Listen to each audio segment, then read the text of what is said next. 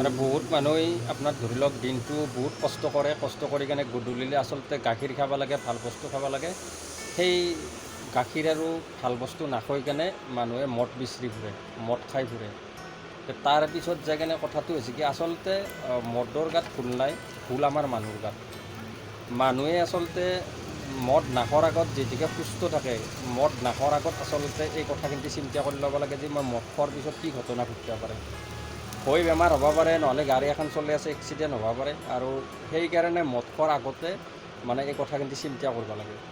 আৰু লগতে কথাটো হৈছে কি আমাৰ সমাজখনত এতিয়া গাখীৰ বেপাৰীৰ ভাল বস্তু বিক্ৰী কৰা মানুহৰ মানে মূল্য নাই, বেয়া বস্তু বিক্ৰী কৰা মানুহৰ এই সমাজখনত বেছি মূল্যৱান হৈ গৈছে।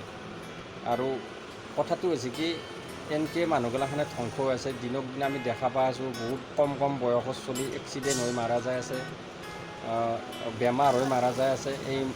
একচুৱেলি এই বেয়া বস্তুগিলাখনৰ কাৰণে। ফলত দোকানী এটাৰ সমাজত সন্মান নাই, গাখীৰ বেপাৰী এটাৰ সমাজত সন্মান নাই, কিন্তু বেয়া বেপাৰ কৰা মানুহৰ সমাজ নষ্ট কৰা মানুহে কিন্তু চব জেগাতে সন্মানেই পায়। মোটামুটি আমাৰ সমাজত বেয়া কাম কৰা মানুহ কিন্তুহে সন্মান পায়। ভাল কাম কৰা যিখিনি আমাৰ সমাজৰ কাৰণে ভাল কাম কৰি আছে সেইখিনি মানুহ কিন্তু সন্মান নাপায়। চাওক দিনে দিনে এক্সিডেণ্টবিলাক বহুত বেছি হৈছে, গতিকে মদ খোৱাৰ বাবে বেছিভাগ এক্সিডেণ্ট বৃদ্ধি পাইছে। আৰু গাখীৰ বেপাৰীৰ মূল্য নোহোৱা হৈছে এখন সমাজত, কিন্তু আমাৰ মদৰ ৰাতি 12টা-1টা বজাতো মানুহবিলাকে মদ বিচৰি মানে হাবা ডুবা খাই আছে। গাখীৰ বেপাৰী উপাজাচি মানুহৰ ঘৰত যায়, কিন্তু গাখীৰ কিনা মানুহ নাই।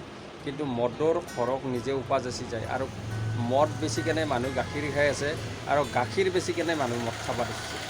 আমাৰ এই সমাজখনত এনেকুৱা কিছুমান ঘটনা ঘটি আছে। গতিকে যিমান পাৰে সিমান মদক বৰ্জন কৰক।